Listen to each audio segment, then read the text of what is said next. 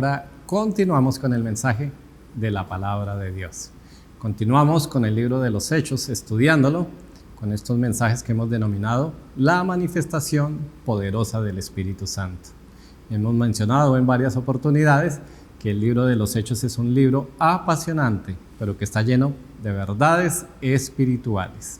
Así que vamos a continuar hoy. El mensaje pasado vimos que el apóstol Pablo, continuando con su segundo viaje misionero, llegó a las ciudades de Tesalónica y de Berea, y que allí, a pesar de haber una férrea oposición contra la predicación del Evangelio, muchos se convirtieron. El pasaje terminó entonces con que Pablo, por su seguridad, fue llevado a la ciudad de Atenas. Entonces, encontramos que Atenas era la ciudad más importante en la antigua Grecia. Se cree que fue fundada en el siglo XVI antes de Jesucristo y fue reconocida por su arte, por su literatura, por su cultura, pero también por ser cuna de la filosofía de esa época. Entonces Pablo se queda allí esperando a quien, a Silas y a Timoteo, como parte de ese equipo misionero. Pero Pablo, por su carácter evangelístico, no se quedó allí haciendo turismo. Leamos entonces lo que dice Hechos 17, 16, 21 como una introducción al mensaje de hoy. Vamos a leerlo. Dice así: mientras Pablo los esperaba en Atenas, su espíritu se enardecía viendo la ciudad entregada a la idolatría. Así que discutía en la sinagoga con los judíos y piadosos y en la plaza cada día con los que concurrían. Y algunos filósofos de los epicúreos y de los estoicos disputaban con él, y unos decían: ¿qué querrá decir este palabrero? Y otros: parece que es predicador de nuevos dioses, porque les predicaba el evangelio de Jesús y de la resurrección. Y tomándole, le trajeron al Areópago, diciendo: ¿podremos saber qué es esta nueva enseñanza de que hablas? Pues traes a nuestros oídos cosas extrañas.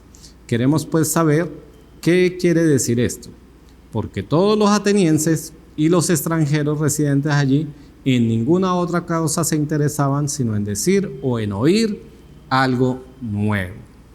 Pues lo primero que nos debe llamar la atención es que dice que el espíritu de Pablo se enardecía porque estaban entregados completamente a la idolatría.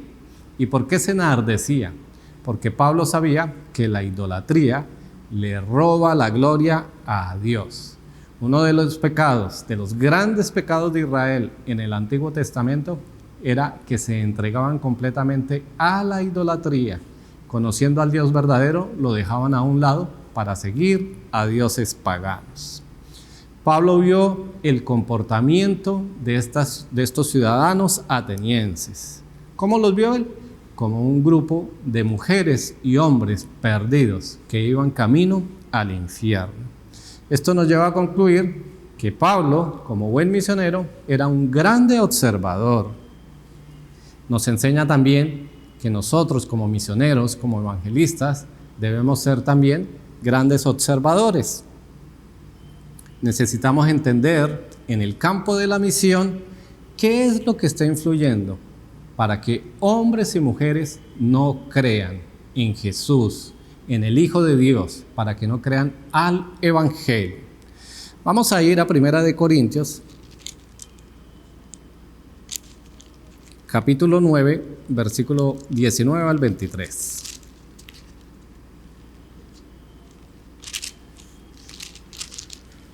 Primera de Corintios 9, del 19 al 23.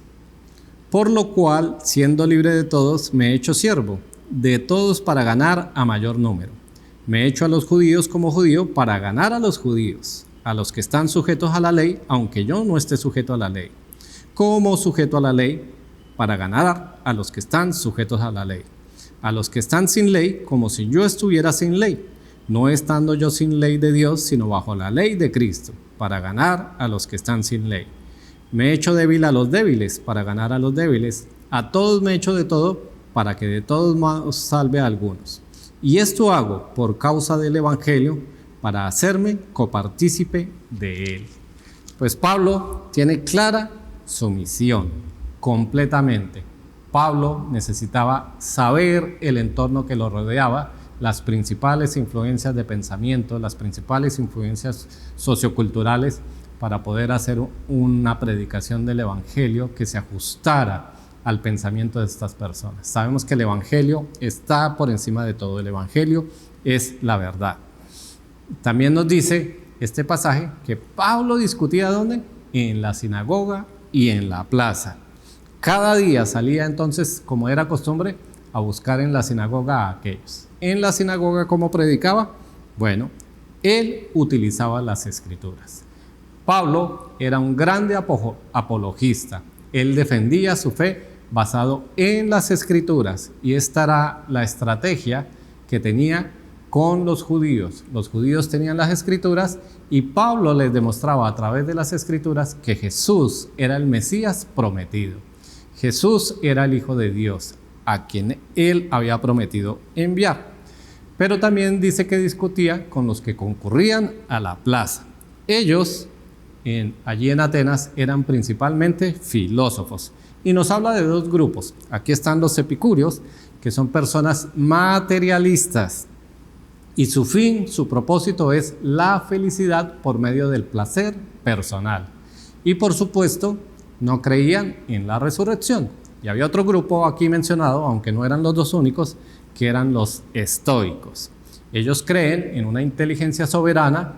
No necesariamente tiene que ser Dios, puede ser el mismo universo, la misma naturaleza, y ellos creen que hay que tener una actitud pasiva, el autocontrol ante cualquier circunstancia, sea una circunstancia positiva o una circunstancia negativa, y son grandemente moralistas, pero tampoco creen en la resurrección. Así que con este contexto nos podíamos dar cuenta que Atenas, de acuerdo a su fama, pues era una ciudad que era cuna de la filosofía. Era una ciudad completamente gentil, a pesar de que allá habían sinagogas. Entonces, la filosofía es interesante porque es una palabra compuesta. Filosofía es filos y sofía. Filos es la palabra amor, y sofía, que proviene de la palabra sabiduría. Entonces, filosofía es el amor a la sabiduría, el amor al conocimiento, y en especial amor al conocimiento propio.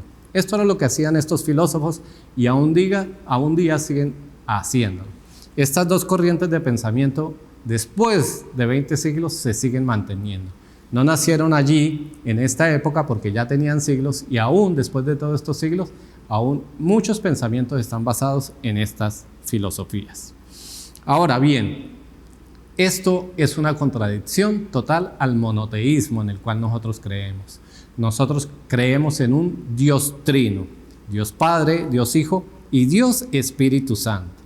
El conocimiento de todas las cosas esenciales de la vida, Dios nos lo ha revelado a nosotros a través de su palabra. Así que Dios se ha manifestado. Entonces, esta filosofía, de la cual va a tener Pablo una excelente presentación confrontándola, pues es una contradicción completa al cristianismo. Entonces, el interés de estos filósofos, como leímos en el versículo 21, ¿cuál era? Bueno, ellos sencillamente querían escuchar nuevas cosas. Ellos querían tener más conocimiento. Ellos querían conocer el pensamiento de todo el mundo. Y por supuesto concurría allí en Atenas. Dice que Pablo fue invitado al Areópago. Y bueno, para contextualizar un poco de esto, este nombre se refiere a un concilio, pero también a un nombre específico. Estudiando un poco, se cree que para la época de Pablo ya no existía el sitio como tal. Era una colina donde se reunía un concilio que tenía autoridad legal, tenía autoridad legislativa y también tenía autoridad, y les gustaba discutir los temas morales y doctrinales, hablar de filosofía. Para el tiempo de Pablo se cree que el Areópago seguía existiendo, no era precisamente en la colina, pero era un concilio que ya básicamente se reunía solo para conocer de las cosas morales, de las cosas esenciales, de los pensamientos profundos del hombre. Por eso Pablo fue invitado allí para que disertara sobre las cosas nuevas que él traía. Lo que sí podemos entender es que Pablo entendió todo este propósito, entendió que él no estaba allí por la suerte, por el azar, porque Pablo era un evangelista 100%, era un apasionado del evangelio. Así como él mismo lo dijo en 1 Corintios 9:16, vamos a buscar nuevamente 1 Corintios 9, Pablo se expresa de él mismo así. Pues si anuncio el evangelio, no tengo por qué gloriarme, porque me es impuesta necesidad. Y ay de mí si no anunciare el evangelio. Esto era lo que estaba haciendo Pablo. Pablo estaba esperando a sus compañeros, a su equipo misionero, pero él no estaba perdiendo el tiempo, él no se dedicó al turismo. Pablo inmediatamente salió a lo que Dios le había mandado, a compartir el evangelio. Entonces, el principio para hoy es el siguiente: la verdad del evangelio de Jesucristo está sobre cualquier doctrina humana, por más impactante que parezca. Vuelvo a leerlo. La verdad del evangelio de Jesucristo está sobre cualquier doctrina humana, por más impactante que parezca. Hoy en día tenemos mucha gente que tiene filosofías muy impresionantes, que son muy elocuentes para hablar, pero sencillamente están hablando, discúlpenme la palabra, basura. Son solo mentiras acomodadas y por supuesto a muchas personas les gusta oírlas y se acomodan porque su corazón es un corazón endurecido. Así que bueno, el título para hoy es presentando al único Dios verdadero. Déjenme orar. Padre, te alabamos y te bendecimos. A ti gloria, honra y honor por la palabra que tú traes hoy para nosotros. Te pido, Señor, que tengamos entendimiento, que sea tu Santo Espíritu, Señor, hablando a nuestro corazón. Que podamos, Señor, sacar provecho a este mensaje para edificación de nuestra vida y podamos aprender principios para colocarlos cada día en práctica en nuestra vida cristiana, Señor, y sobre todo para mostrar el amor de Jesús a otros. En el nombre de tu Hijo Jesucristo, amén y amén. Vamos entonces a continuar leyendo. Estamos en el capítulo 17 de Hechos y vamos a leer versículo 22 y 23. Entonces Pablo, puesto en pie en medio del Areópago, dijo: varones atenienses, en todo observo que sois muy religiosos, porque pasando y mirando vuestros santuarios, hallé también un altar en el cual estaba esta inscripción: al Dios no conocido, al que vosotros adoráis, pues sin conocerle, es a quien yo os anuncio. Eso es supremamente interesante. Así que analicemos un poco el discurso de Pablo. Pablo no llega tratando a estos sabios, a estos filósofos, como ignorantes o como pecadores. Pablo se ajustó a la audiencia. Pablo colocó el error doctrinal, el error de la filosofía de estos atenienses de manera positiva. Él les dijo: yo observo que ustedes son muy religiosos. Se pudiera decir también la palabra supersticiosos. Así que Pablo toma esto como un gancho para que pueda ser el foco de atención de todos aquellos que lo están escuchando. La cultura griega era una cultura politeísta. Para todo tenían un Dios y para todo lo que sucedía, todo era atribuido a alguno de sus dioses. Precisamente el nombre de Atenas fue colocado en honor a la diosa Atenea. Era la diosa de la guerra, de la civilización, de la sabiduría, de la estrategia en combate, de las ciencias, de la justicia y de la habilidad. Era una de las diosas que pertenecía a las divinidades del panteón griego. Así que Atenas, así como acabo de leer esta descripción, así eran los atenienses, era ese su pensamiento. Así que yo lo coloqué de esta manera. Básicamente los atenienses querían tener buenas relaciones sociales con todos y cada uno de los dioses que ellos pudieran conocer. Así que en medio de su religiosidad lo que hacían era que si ellos conocían un dios, entonces le construían un templo o un santuario para que ese dios estuviera apacible con ellos. Entonces, para no dejar completamente ninguno por fuera, porque en medio de su pensamiento religioso ellos creían que habían muchos dioses, pues ellos, para no correrse riesgos, entonces hicieron ¿qué? Una estatua, un monumento, un santuario al Dios no conocido. Ahora, como ese Dios es desconocido para ellos, Pablo va a presentarles al Dios que necesitan conocer. Pablo conoce claramente la filosofía y las influencias. Es así que en Filipenses, escribiéndole a la iglesia de Filipos, dijo lo siguiente. Filipenses 2:8.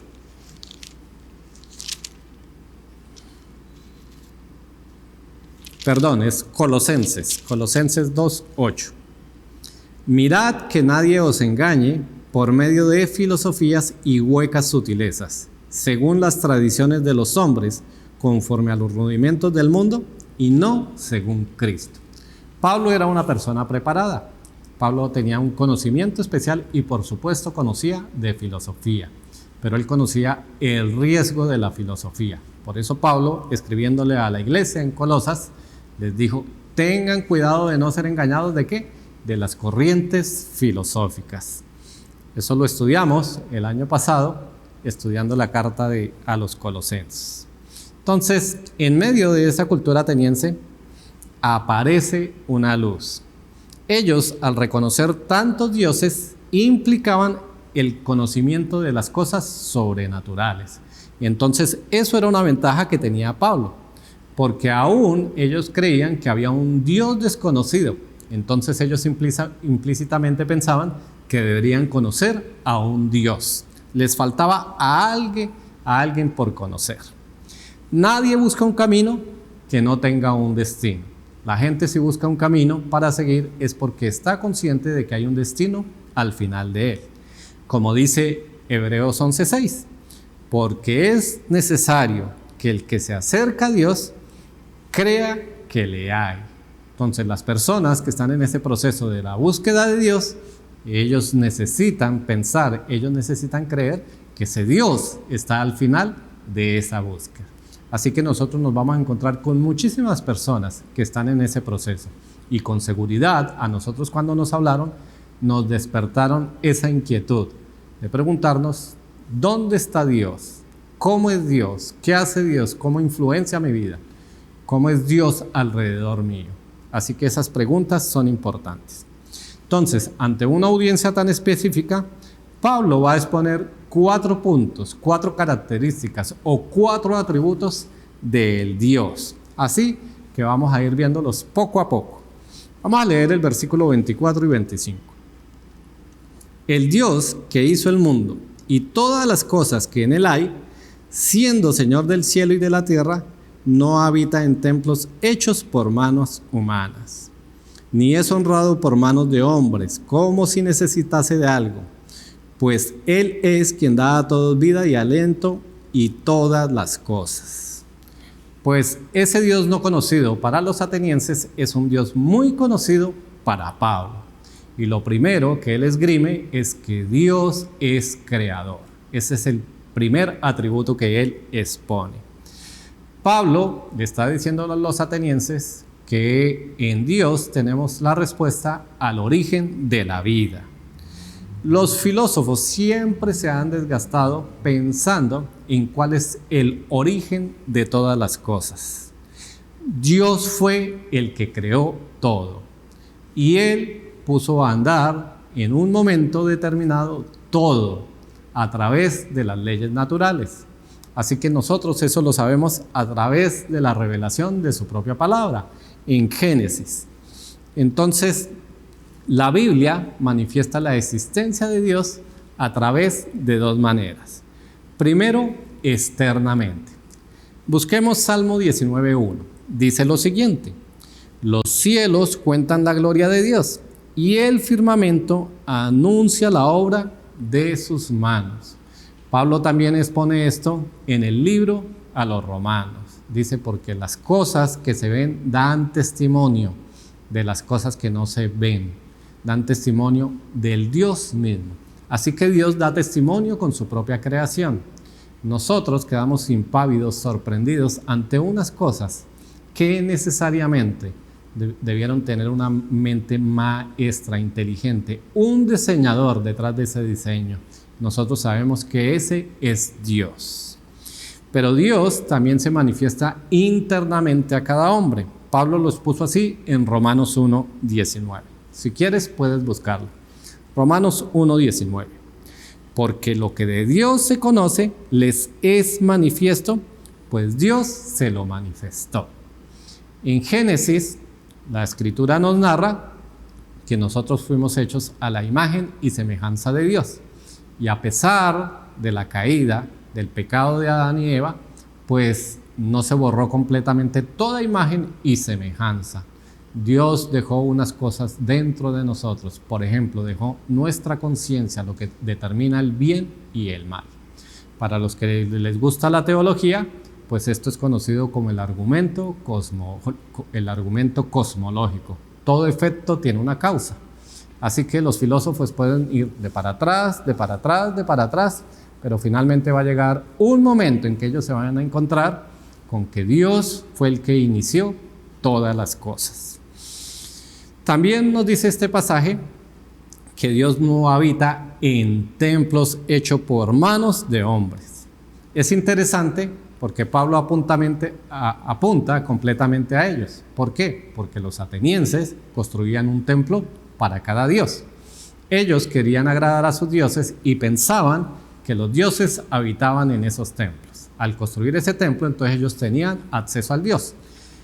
Eso quería decir que los dioses a los cuales ellos adoraban necesitaban de un templo hecho por los hombres para poder tener comunión con ellos. Entonces, Dios, nuestro Dios trino, no necesita al hombre para absolutamente nada. Si Dios no le hubiera placido hacernos a nosotros, hacer la tierra, hacer toda la creación, Él seguiría siendo Dios, Él seguiría existiendo. Fue por su amor, por su voluntad, ahora que la tierra, los humanos, existimos. Dios no necesita absolutamente nada del hombre. Nosotros, los hombres, somos los que necesitamos de Dios. Dios no puede ser retenido en un templo. Vamos a buscar lo que dijo el rey Salomón. Primera de Reyes 8, 27 y 28.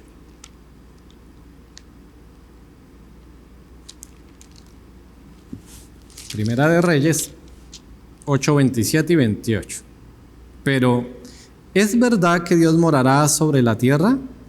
He aquí que los cielos de los cielos no te pueden contener.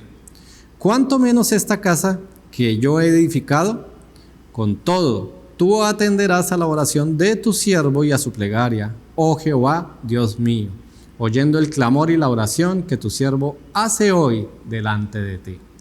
Pues sabemos que Salomón fue quien construyó el primer templo, pero aún en su oración de dedicatoria que dice, yo sé que Dios no puede estar contenido en un templo, pero Dios permitió la construcción del templo para los judíos, para establecer algo físico que identificara a Dios, para que pudieran tener una relación. Dios le dio a los judíos algo para palpar, para que pudieran verlo, pero sabemos que Dios no puede ser contenido entonces en un templo. Dios tampoco puede ser honrado por las manos de los hombres, es decir, lo que hacen los hombres. No hay nada que el hombre pueda hacer.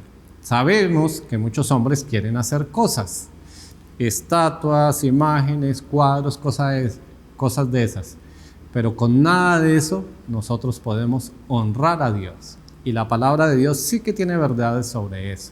Desafortunadamente muchos siguen en esa práctica. No hay nada que nosotros podamos hacer para poder agradar a Dios. Dios está allí para nosotros y Dios lo que quiere es que nosotros sigamos su voluntad por medio de Jesucristo. Así que bueno, lo primero que hace Pablo es presentar a Dios como el Creador. Lo segundo, vamos a leerlo en Hechos 17 y vamos a leer del 26 al 29.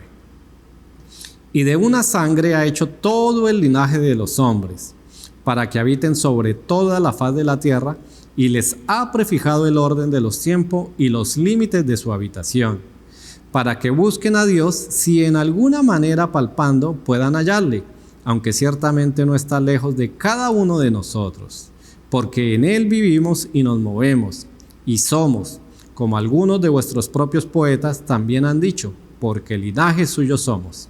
Siendo pues linaje de Dios, no debemos pensar que la divinidad sea semejante a oro, o plata, o piedra, escultura de arte y de imaginación de hombres. Así que con estas palabras, Pablo está expresando que Dios es la autoridad suprema. Dios es el que gobierna. Dios es el soberano del universo.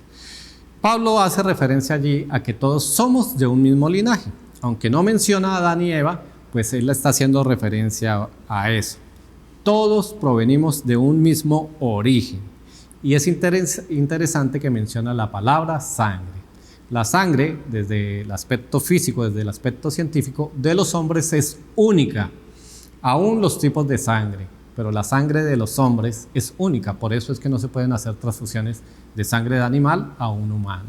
Dios es sabio, Dios es poderoso, Dios es creador, pero Dios es el gobernador, el soberano. Y es interesante porque también dice que por su voluntad Él nos creó para habitar sobre la faz de la tierra.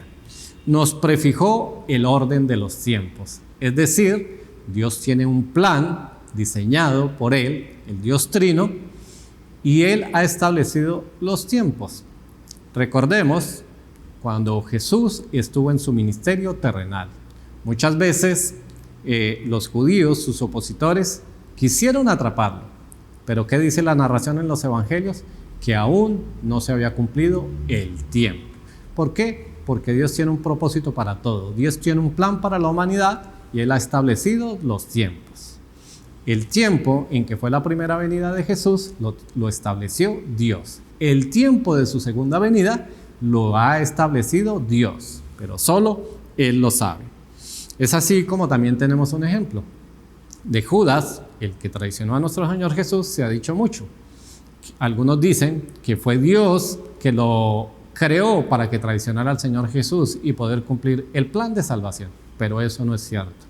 El Dios omnisciente, omnipresente y omnipotente puede armonizar nuestras decisiones, acertadas o erradas, con su plan. Y eso fue lo que pasó con Judas.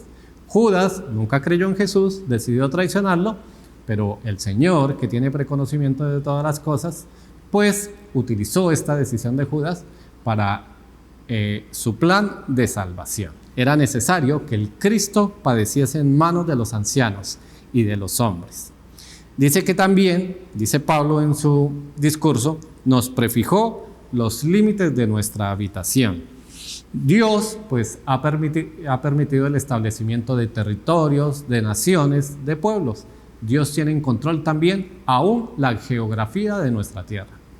Si ustedes se ponen a pensar, pues esto es tan verdadero que generalmente la guerra entre los pueblos, ¿por qué ha sido?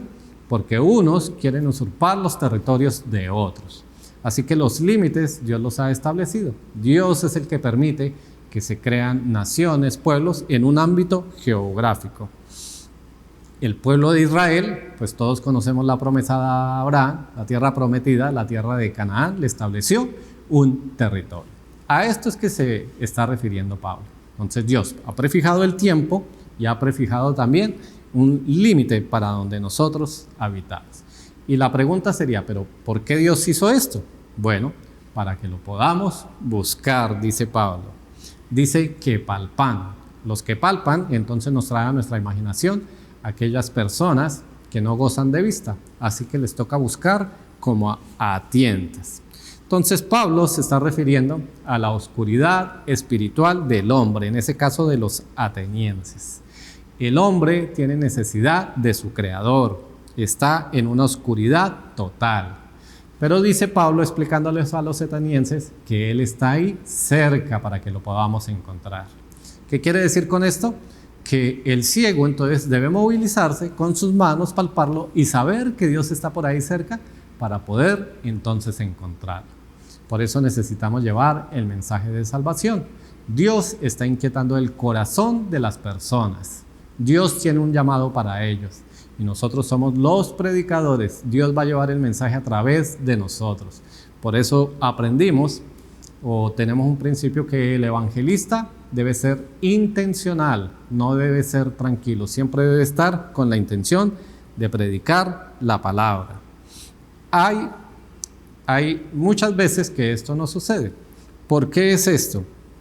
Porque a pesar de que tienen una necesidad espiritual, prefieren buscar en vanas filosofías. Vamos a ir a Romanos 1:21.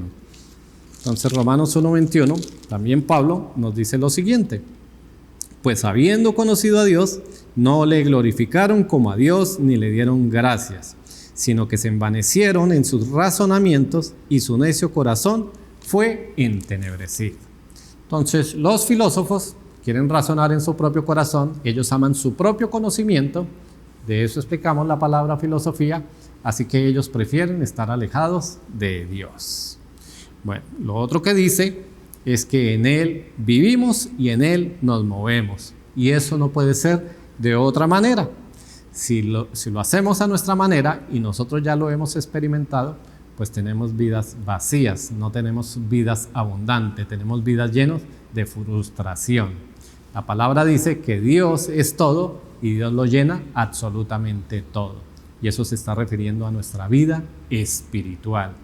Dios es el único que conoce nuestra necesidad y es el único que la llenó a través de Jesucristo y el poder del Espíritu Santo.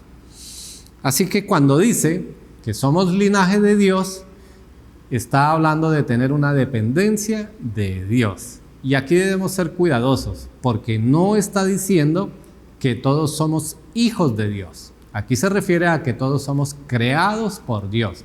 Esa mentira de la paternidad universal de Dios es sencillamente eso.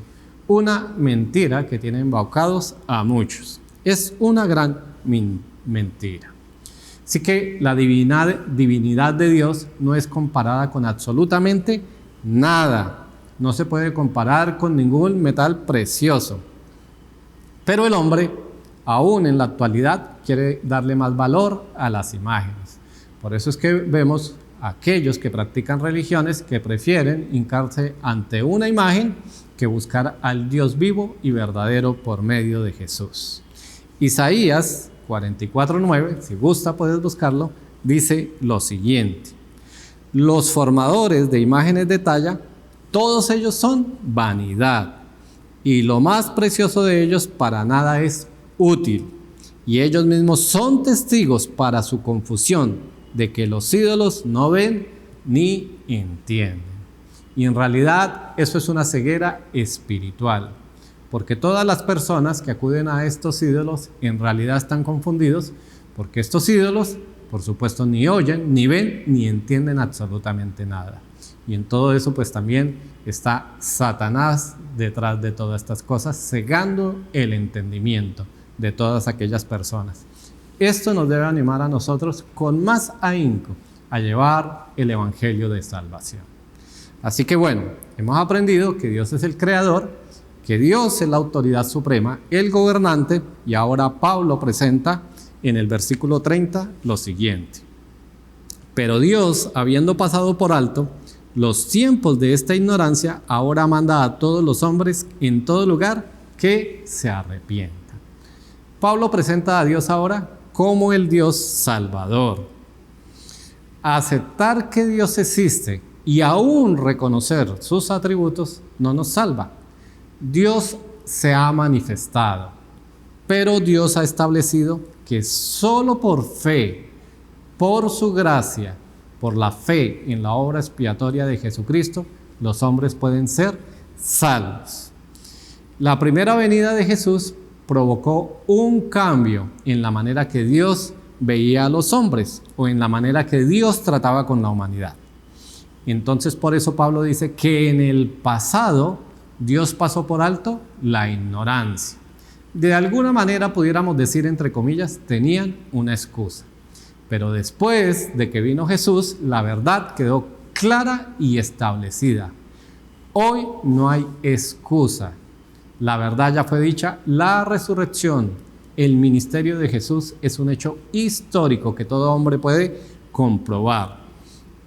Entonces, vamos a leer Primera de Timoteo 1, 12 y 16. Primera de Timoteo capítulo 1, versículos del 12 al 16. Doy gracias al que me fortaleció, a Cristo Jesús nuestro Señor, porque me tuvo por fiel, poniéndome en el ministerio. Habiendo yo sido antes blasfemo, perseguidor e injuriador, mas fui recibido a misericordia, porque lo hice por ignorancia, en incredulidad. Pero la gracia de nuestro Señor fue más abundante con la fe y el amor que es en Cristo Jesús. Palabra fiel y digna de ser recibida por todos, que Cristo Jesús vino al mundo para salvar a los pecadores, de los cuales yo soy el primero. Por esto fui recibido a misericordia, para que Jesucristo mostrase en mí el primero toda su clemencia, para ejemplo de los que habrían de creer en él para vida eterna. Pues Pablo se está colocando él mismo como ejemplo de este discurso que le está dando. En los tiempos pasados, bueno, fue por ignorancia, pero Pablo dice, por la misericordia de Dios, por la ignorancia que él tenía. Pero ahora, con Cristo, la verdad dada claramente, ya no hay excusa. Como dice aquí, manda ahora a todos los hombres en todo lugar que se arrepientan, porque la verdad ya ha sido dada completamente clara. Y dice Pablo allá en Timoteo, palabra fiel y digna de ser recibida. Él está diciendo, no estén jugando con estas cosas. Es digna y debe ser fiel y debe ser ¿qué? Recibida. Porque si no está en juego ¿qué? La salvación de cada persona. La salvación. Así que ya no hay excusas. Dios está dando un mandamiento, pero manda a los hombres. El evangelio entonces se trata de obedecerlo, como dice Romanos 10:16. Vamos a buscarlo un momento. Romanos 10:16 dice, mas no todos obedecieron al evangelio, pues Isaías dice, Señor, ¿quién ha creído a nuestro anuncio? Así que el evangelio es para obedecerlo y por supuesto está implícita la decisión. La decisión es, ¿obedezco o no obedezco a Dios en su evangelio? Por eso es importante, lo mencionamos en alguno de los mensajes, que es supremamente importante que nosotros prediquemos el evangelio correctamente y no presentar un evangelio diluido, sino la verdad con las consecuencias, por más duras que sean. No se trata que nosotros como evangelistas agrademos a las personas o que sencillamente vengan a nuestras iglesias. El propósito del evangelio, el propósito final, la voluntad de Dios es que las personas procedan al arrepentimiento, pero para que sean salvas, que sean libres de condenación y puedan disfrutar de vida eterna. Así que el versículo 31 dice así, por cuanto ha establecido un día en el cual juzgará al mundo con justicia, por aquel varón a quien designó, dando fe a todos con haberle levantado de los muertos. El cuarto punto de Pablo, o el cuarto atributo que muestra de Dios es ¿cuál? Dios es juez. Es decir, Dios va a juzgar a todo hombre. Él ha establecido un día. ¿Cuándo? Nadie lo sabe. Vamos a ir a Mateo 24:36. Esta pregunta, pues, creo que todos nos las hemos hecho, pero Jesús la respondió a sus discípulos y la tiene aquí en la palabra para respuesta de los que preguntamos hoy en día. Mateo 24:36 dice lo siguiente. Pero del día y la hora nadie sabe, ni aun los ángeles de los cielos, sino solo mi Padre. El Señor Jesús va a venir por segunda vez. ¿Cuándo va a venir? Bueno, solo en la potestad de Dios está saber esa fecha. Por eso decía Pablo que Él ha prefijado los tiempos de los hombres. Solo Dios sabe absolutamente con detalle ese plan. Y Dios entregó todo juicio a Jesús. Esto se lo explicó Jesús a sus discípulos. Vamos a ir al Evangelio según San Juan, capítulo 5, y vamos a leer del 22 al 29. Dice así, porque el Padre a nadie juzga, sino que todo el juicio dio al Hijo, para que todos honren al Hijo como honran al Padre. El que no honra al Hijo no honra al Padre que le envió. De cierto os digo, el que oye mi palabra y cree al que me envió tiene vida eterna, y no vendrá a condenación, mas ha pasado de muerte a vida. De cierto os digo, viene la hora y ahora es, cuando los muertos oirán la voz del Hijo de Dios, y los que la oyeren vivirán. Porque como el Padre tiene vida en sí mismo, así también ha dado al Hijo el tener vida en sí mismo. Y también le dio autoridad de hacer juicio, por cuanto es el Hijo del Hombre. No os maravilléis de esto, porque vendrá hora cuando todos los que están en los sepulcros oirán su voz, y los que hicieron lo bueno saldrán a resurrección de vida, mas los que hicieron lo malo a resurrección de condenación. Esta verdad en el Evangelio está completamente clara. Dios le dio todo el juicio a su Hijo, a Jesucristo. Y dice Pablo aquí que para que no hubiera ninguna duda de que fue a Jesús a quien se le dio todo juicio, entonces dice, lo designó, dando fe a todos con haberle levantado de los muertos. El testimonio que dio para que todo el mundo supiera que Jesús es su Hijo y que Jesús es el que va a juzgar a la humanidad fue el poder de la resurrección. Dios mismo resucitó a su Hijo Jesús. En Jesús está todo el juicio.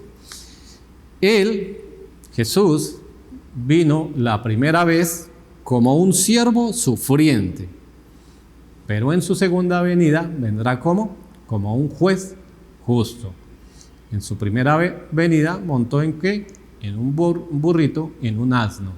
En su segunda venida vendrá ¿qué? En un caballo, como un guerrero, a traer ese juicio.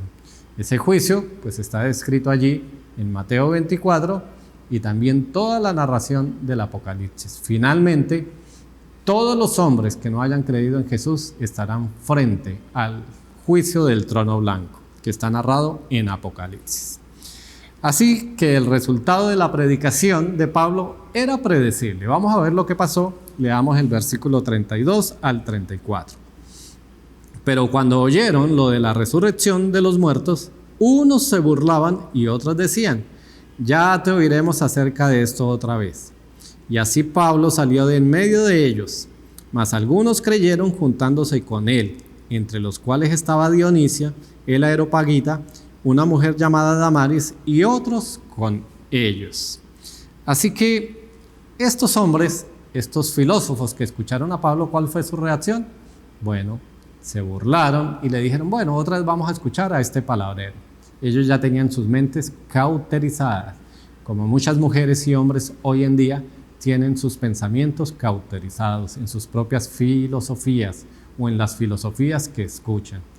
Esa es la estrategia de Satanás, meter filosofías, verdades a medias, para engañar a las personas.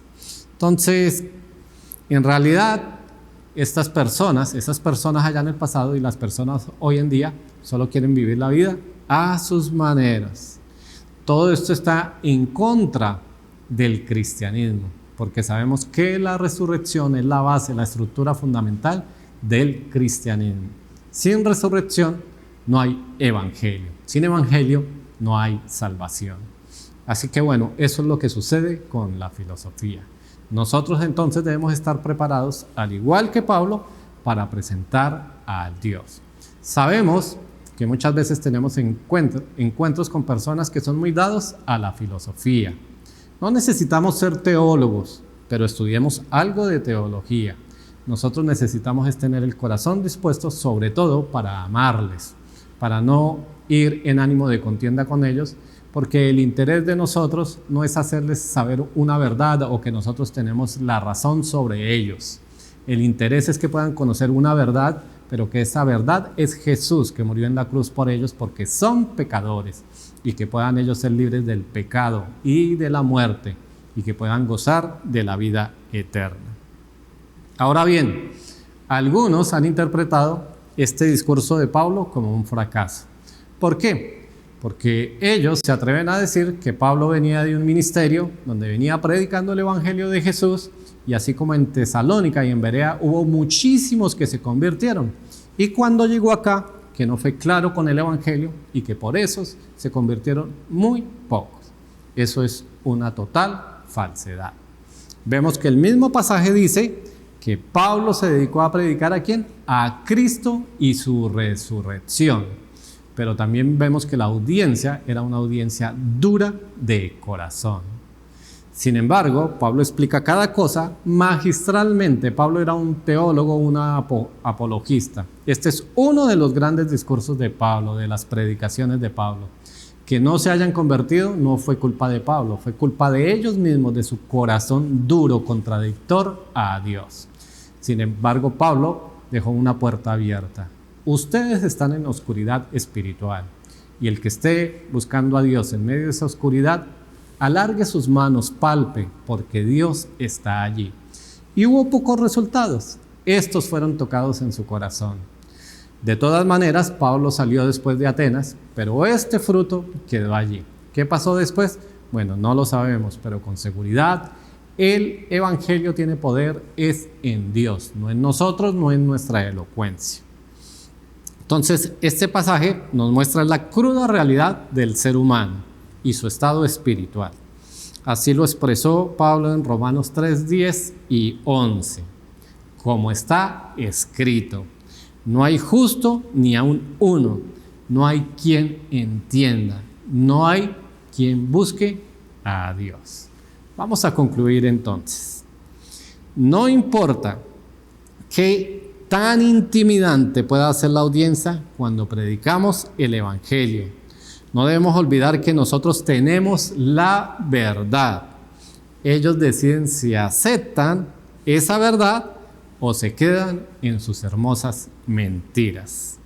Al final de cuentas, solo va a haber un resultado. Así lo plasmó el apóstol Juan en su primera carta, capítulo 5, versículo 12. El que tiene al Hijo, tiene la vida. Y el que no tiene al Hijo, no tiene la vida. Vamos a orar. Padre, te alabamos y te bendecimos, Señor. Gracias te damos por este mensaje, Señor, de Pablo. Gracias por este libro de los Hechos nuevamente, Señor. Hoy tú nos has enseñado que debemos llenarnos del poder que tú nos has dado por medio de tu Santo Espíritu. Así como Pablo fue desafiado, Señor, a presentarte delante de filósofos, de personas que son contradictores, en algún momento de nuestra vida nosotros vamos a experimentar esta situación, Señor. Danos el denuedo, las palabras, Señor, por medio de tu Santo Espíritu, para presentar defensa de tu Evangelio, Señor. Ayúdanos, Señor, a entender la verdad completa, a conocerte cada día más por medio de tu palabra, para que podamos presentarte con verdades contundentes a los demás, Señor. Padre, tú eres el Dios creador, tú eres el soberano de este universo. Tú eres, Señor, quien gobierna absolutamente todo, Padre del cielo. Tú eres el Dios de nuestra salvación, pero también tú eres el Dios, el juez de esta humanidad perversa, Señor. Te pedimos, Señor, que nos des sabiduría, discernimiento espiritual, Señor, para que nuestra vida esté consagrada a las misiones, a la comisión que nos dio el Señor nuestro Jesucristo de llevar el Evangelio de salvación. Capacítanos, Señor, en el nombre de tu Hijo Jesucristo. Amén y amén. Si alguno de nuestros invitados ha escuchado este mensaje y Dios ha inquietado tu corazón, como decía la conclusión, el que tiene el Hijo, refiriéndose a Jesús, tiene la vida. Y el que no tiene a Jesús, no tiene la vida. Déjame decirte una verdad espiritual. Tú eres un pecador y ese pecado te aparta de tener una relación con Dios. Pero Él, con su gran amor con que te ama, envía a su Hijo Jesucristo a morir en la cruz del Calvario para que pagara tu deuda, para que pagara con su vida lo que tú deberías pagar. Yo hoy te invito, si este mensaje ha tocado su corazón, para que tú puedas invitar a Jesús a entrar a tu corazón y lo hagas el Señor y Salvador de tu vida. Vamos a hacer una oración corta, por supuesto. La oración no es la que salva, el único que tiene poder para salvar es Dios. Pero esta oración la hacemos manifestando lo que hay en nuestro pensamiento y en nuestro corazón. Vamos a orar. Señor Jesús, Hoy me coloco delante tuyo reconociendo que soy pecador. Acepto que el pecado ha generado una barrera para poder relacionarme con Dios. Hoy te invito para que tomes control de mi vida. Te acepto como el Señor y Salvador. Padre, haz con mi vida lo que tú quieres que yo sea. También me aferro a la promesa que tú no me vas a dejar ni me vas a desamparar. Amén y amén. Si esta oración refleja lo que hay en tu corazón, pues déjame decirte y darte la bienvenida. Tú eres un hijo de Dios. El Señor te bendiga. Y para ustedes, mis hermanos, un abrazo especial. El Señor les bendiga rica y abundantemente.